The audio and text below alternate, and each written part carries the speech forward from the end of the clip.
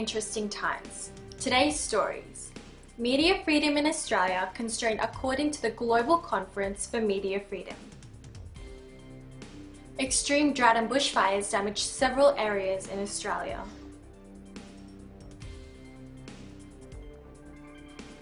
Philippines Labor Secretary Sylvester Bello officiates the opening of the Philippines Overseas Labour Office in New Zealand. Take a look at the famed Elizabeth Quay in Perth, Western Australia.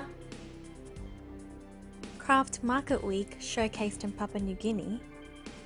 INC Aid to Humanity conducted in the Republic of Vanuatu and in Auckland, New Zealand.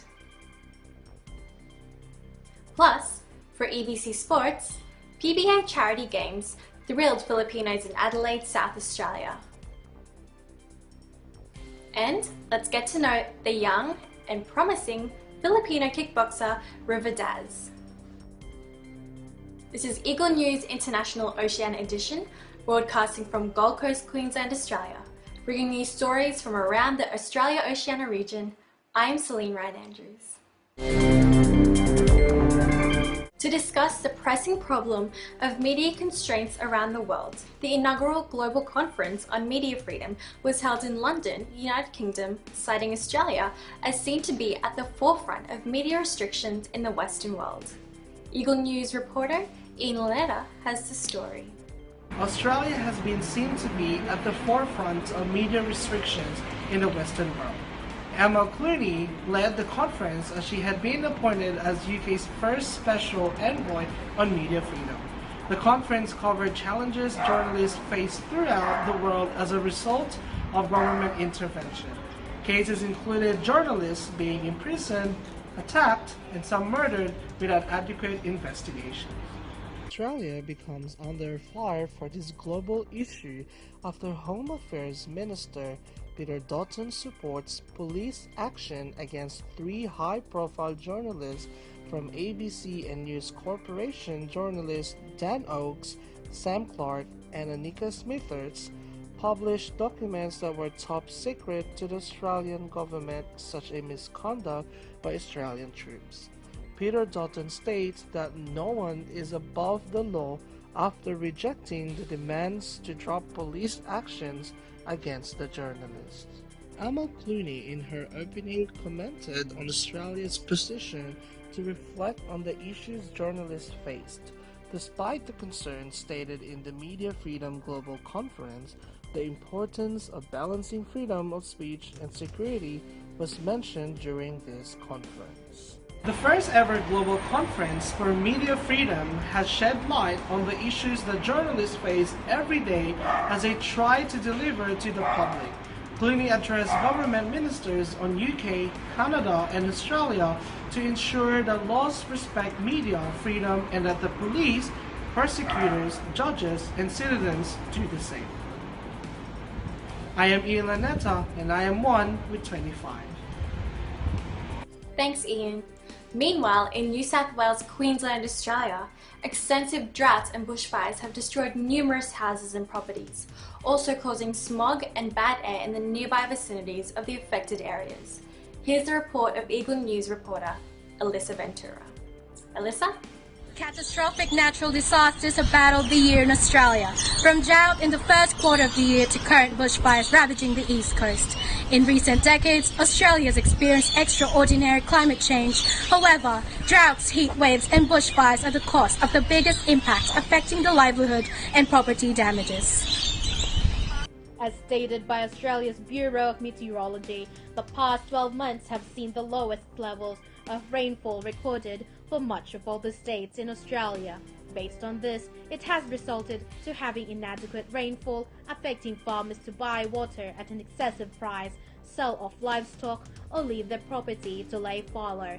With months of drought, it has created the dangerous conditions for the outbreak and spread of wildfires.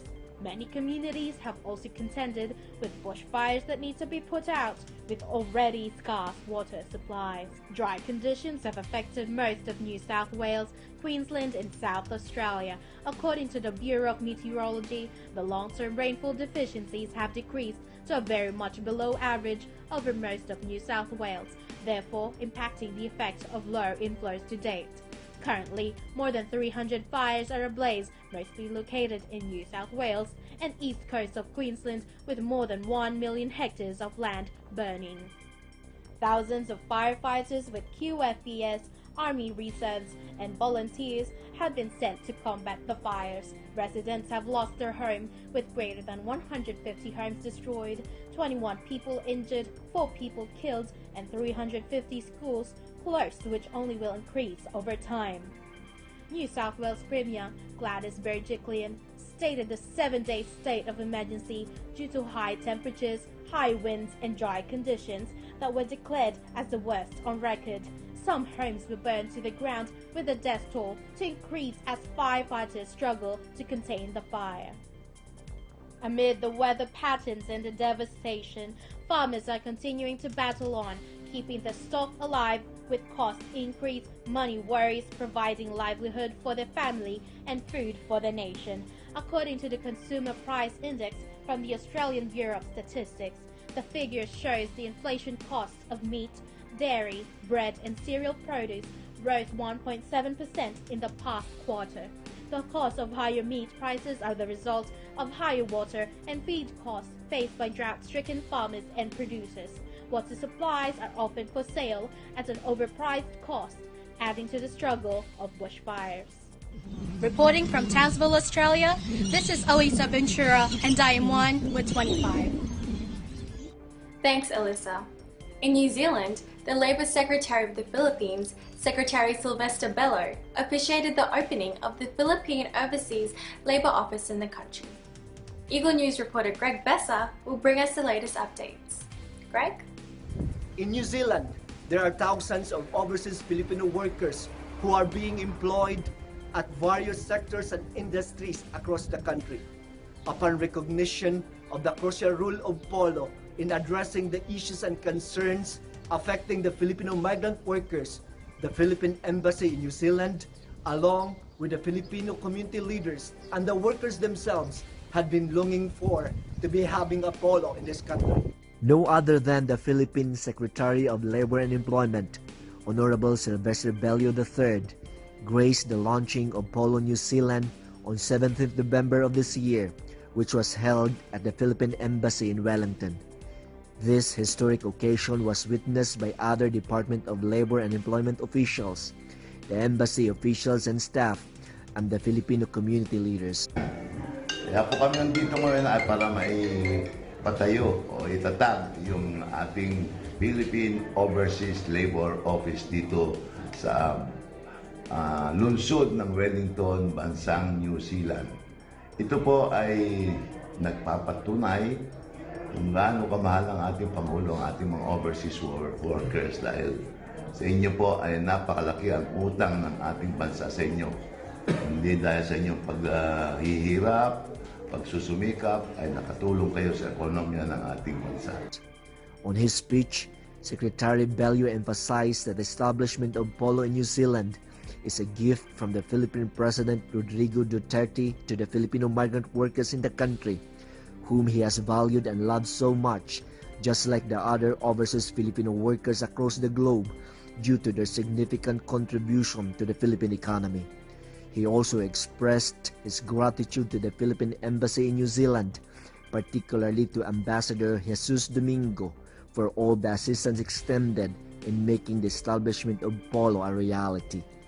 The Administrator of Philippine Overseas Employment Administration, Honorable Bernard Olalia, who was also present during the launching, expressed his confidence that the well-being of the Filipino migrant workers in New Zealand would now be best served under the Polo supervision.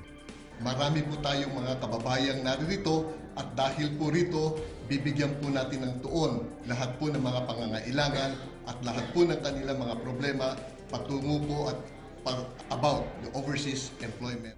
On the other hand, Philippine Ambassador Jesus Domingo was pleased with the start of polo in New Zealand as he warmly welcomed Labor Attaché Angel Borja Jr., who in return encouraged the migrant workers to avail of the services that polo could offer to them. We're very proud to announce the launching of the Philippine Overseas Labor Office for New Zealand and Pacific, to be headed by Labor Attaché Angel Borja.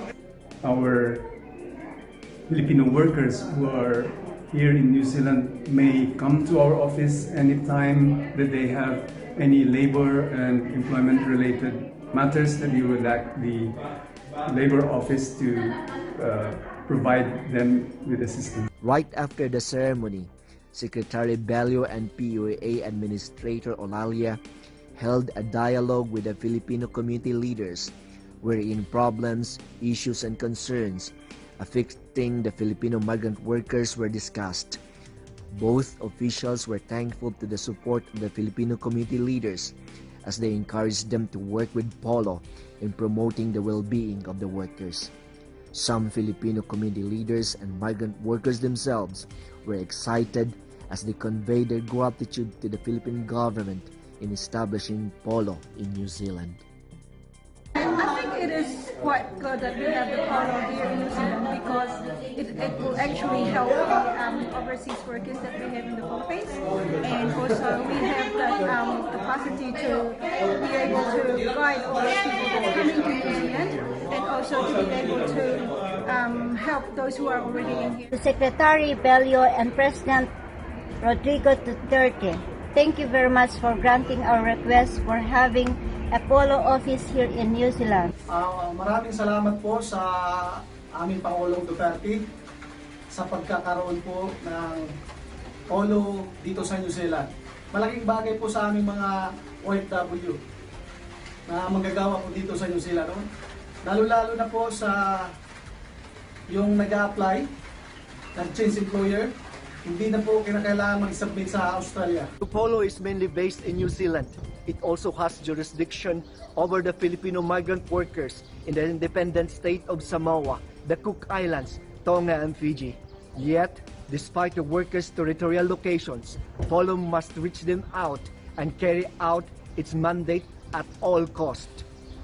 From Philippine Embassy in Wellington, New Zealand, this is Greg Besa. I am and will always be one with 25. Thanks, Greg. Coming up, let's take a look at the famed Elizabeth Quay in Perth, Western Australia, plus a sneak peek of the Craft Market Week showcase in Papua New Guinea, and the INCA to Humanity that was conducted in the Republic of Vanuatu and in Auckland, New Zealand. Eagle News International Oceana Edition will return shortly. Stay with us.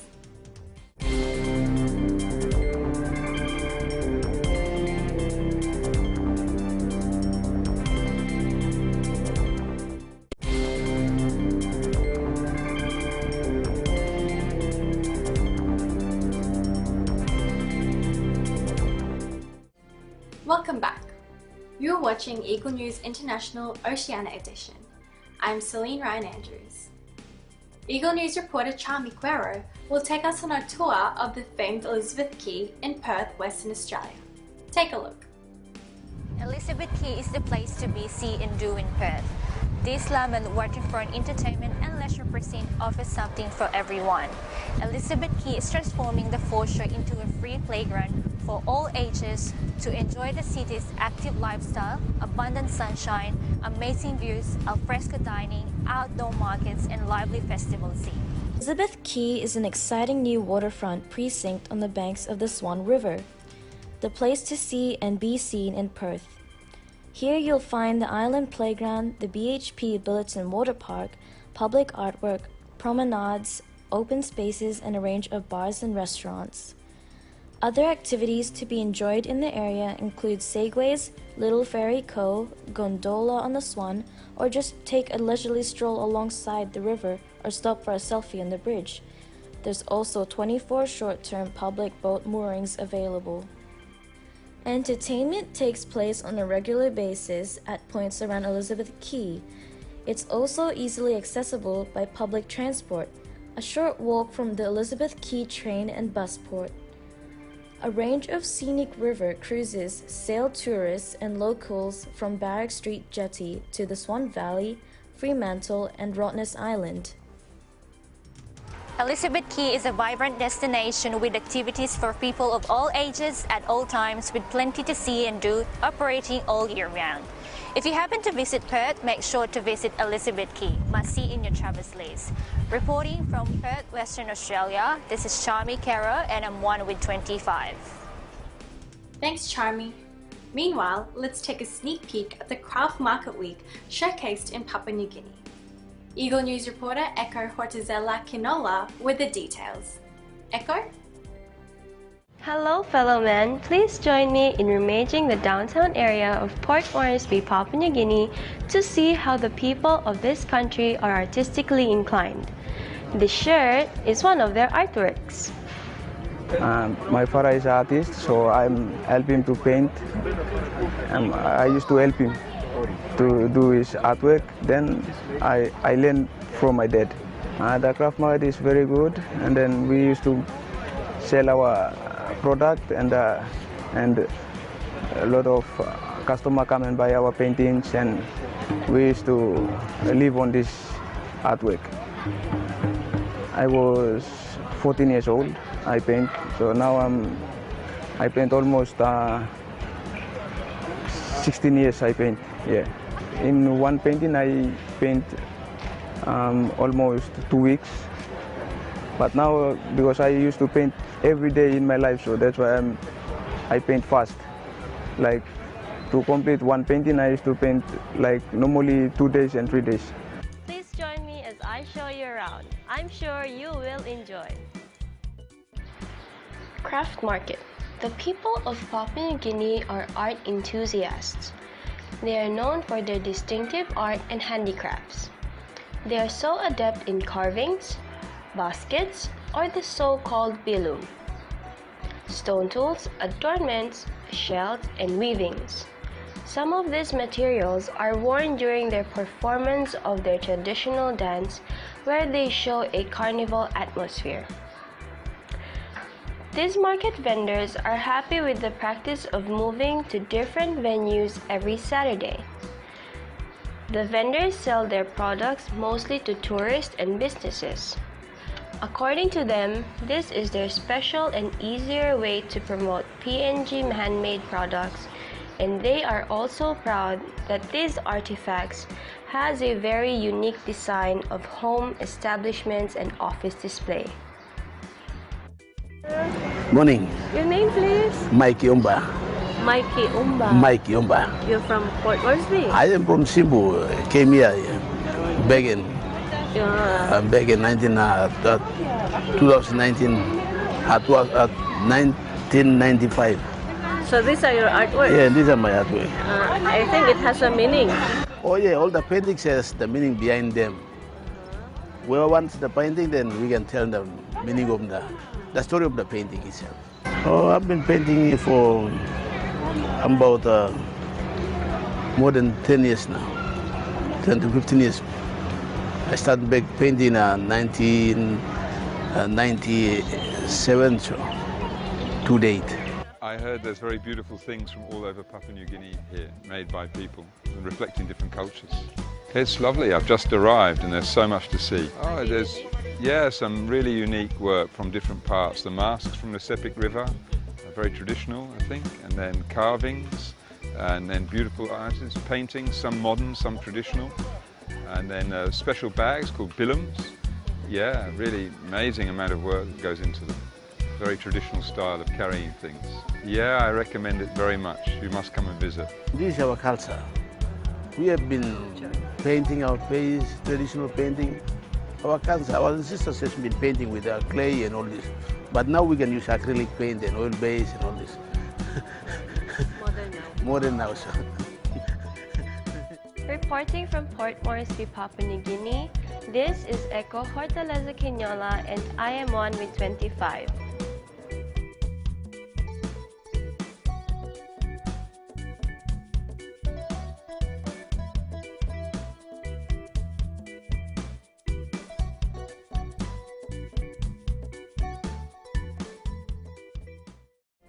Thanks, Echo.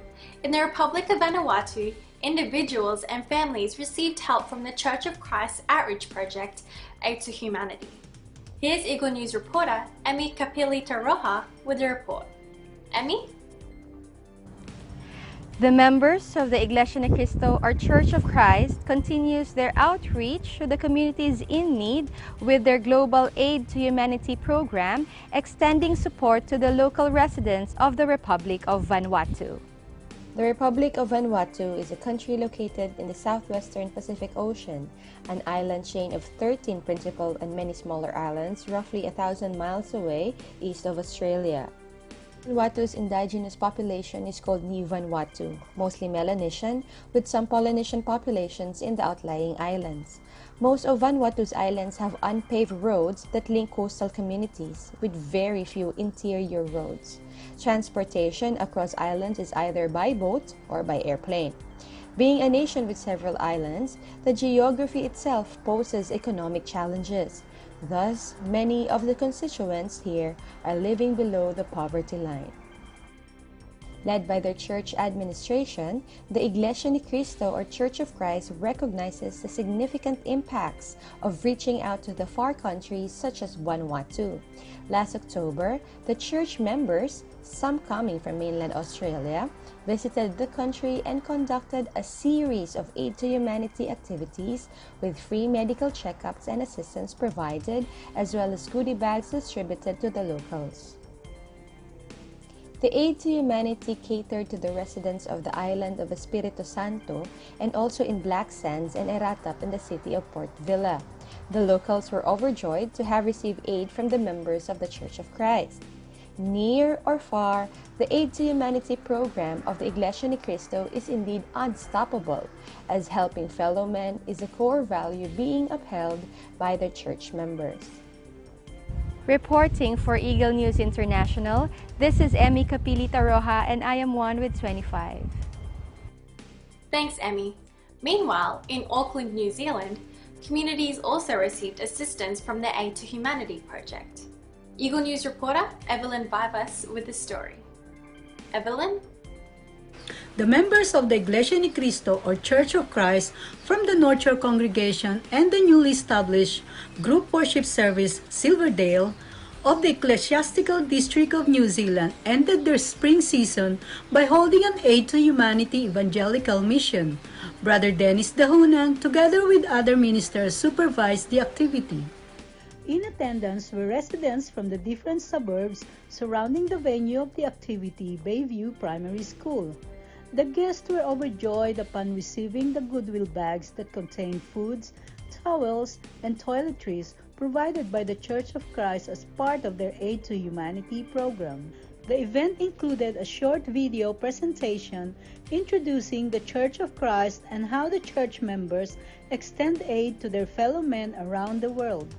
Maganda at organized yung presentation.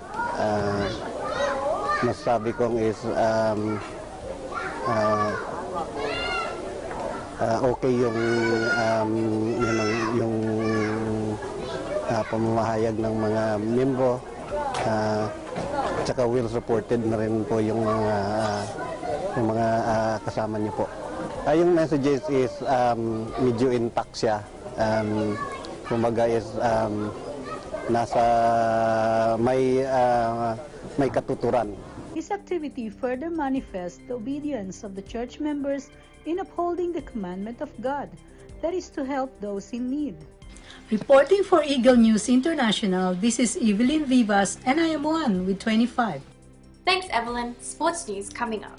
Eagle News International Oceana edition will be right back. Stay with us.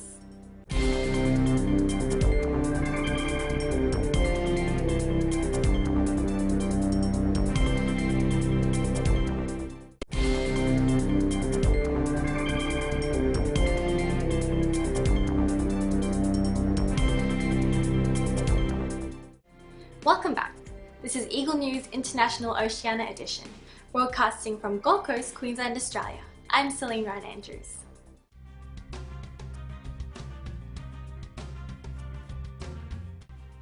Hometown favourite PBA players thrilled Filipinos in Adelaide, South Australia at the SPEC Charity Games.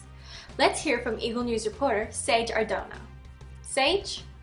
The Filipino community in Adelaide, South Australia gathered together for a charity sports event held last 10th of November 2019. The sports event was a basketball competition between the PBA legends played by some of the all-star players of Philippine Basketball Association like Jojo Lastimosa, Nelson Asaytono, and Alan Kaidik to name a few. They were challenged by the South Australian all-star Filipino basketball team, Gabito Lawyers. The event was held at St. Clair Recreation Center and it is to raise funds to help those retired former PBA players who are in need. The event was a success as Filipinos enjoyed watching their idols, the PBA legends, up close and personal. Basketball has been one of the favorite sports in the Philippines and the Philippine Basketball Association has a massive following in our home country. It was a day of family bonding and fun, seeing around 100 Filipinos gathered in the court stands, cheering their hearts out for their all-time favorite PBA players. Reporting for Eagle News International, this is Sage Ardona and I am one with 25. Thanks, Sage. Meanwhile, let's get to know the young and promising Filipino kickboxer based in Melbourne, River Daz. Eagle News reporter Patricia Madronio shares this exclusive interview. Patricia? With an undefeated record, the current Muay Thai lightweight title holder, kickboxer River Daz, caught up with EBC Sports International to talk about his career and his Filipino roots. In terms of when I was younger, I didn't really realize that I was interested more so, but as I got older and I started turning it into a hobby, then I realized this is something I really want to do for life. I started training when I was 17. I was just coming out of school. I was looking for a new interest, a new hobby, and my friends told me about it. Like, hey, you should try Muay Thai, kickboxing, and I thought, okay, I'll give it a shot. And then from there, it took me about 3 years to 4 years for me to actually want to compete. I did extremely well, but I had like 8 amateur fights, and I did extremely well, but I wasn't sure that this was something that I wanted to do. It was just a hobby on the side. And then my first fight happened. I was just like still thinking, could I do this? Could I not? You know, it's always just been a hobby of mine for sure. As I've gotten older, there's a lot and more fights and more experience with my career. There's a lot more discipline, a lot more dedication that's involved. There's a lot more sacrifice. I do miss out on a lot of get-togethers with my family and my friends, you know. But in terms of this is my dream, you know, this is what I love to do. So with all of that, the hard work and the dedication, this is what I love to do, and I'm really enjoying that. It's fun. I really enjoy that I'm doing this. In terms of my training, and especially for camps, I take about 8 to 12 weeks for preparation, and it's usually about 4 hours a day, Monday to Saturday. Wow. Yeah. So, and that's not just including just like training overall. That may be including like my stretching or even just like mental work as well. But on top of all of that, then I have to make sure I look after my health and also my diet, myself as healthy as possible. My parents definitely, they took the opportunity to come over here quite a while ago, roughly 30, 40 years ago from the Philippines, and you know, I'm very fortunate to be a Filipino in Australia. Like, aside from like just being able to live my dream as being a kickboxer, I have a great education, I have a better lifestyle, you know. Australia, I am grateful that I am in Australia, you know. All the opportunities are endless. And for me, I've decided to go after my dreams, and I can't thank them enough, to be honest. But my heart's truly Filipino. The culture's still there. So in terms of like my culture and also like my heart, it's truly Filipino. But I'm just born Australian. I would have to say like the Philippines are a very warrior race. You know, we've always been fighting, but we are great in multiple combat sports. Number one being Manny Pacquiao. You know, he's just a champion. He's our hero. You know? I would say it inspires me to know that more and more people, not just Filipinos, but everyone in general, is starting to take up martial arts as another way of just health and fitness. It's really nice to see that, like, I have other people come up to me, especially on my Instagram or on my socials, just tell me, hey, look, I know you're Filipino, Filipino pride, and I find that because I am Filipino, I find that Filipinos are very patriotic. So it doesn't even have to be martial arts. It doesn't even have to be sport. Whenever we hear, or whenever, even for myself, whenever I hear someone else who's Filipino who's doing great in their field, you know, it's not just me, but the whole nation gets behind. I have a little group of people when they watch me. You know, you can really tell it's like the feel is there, because it's just like this one little area that's just bright, loud, and really, really loud, and just the most passionate of the crowd in the community. Like, I can feel it when they're there. For everyone who wants to be a kickboxer especially, I would have to say, first off, make sure that you enjoy it. Yeah, if it's your hobby and you want to do it once a week, then do that. That's fine.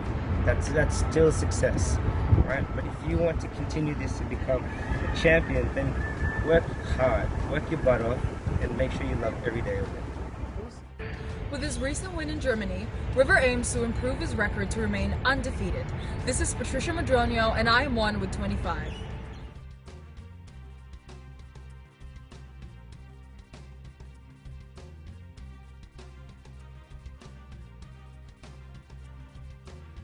Thanks, Patricia. Thank you for joining us in this episode of Eagle News International Oceania Edition. See you next time for stories from bureaus across the Australia-Oceania region. Visit our websites at eaglenews.net and eaglenewslive.com. Follow us on twitter.com/eaglenews and on facebook.com/eaglenews. Thank you for watching. I'm Celine Ryan Andrews, and I'm 1 with 25.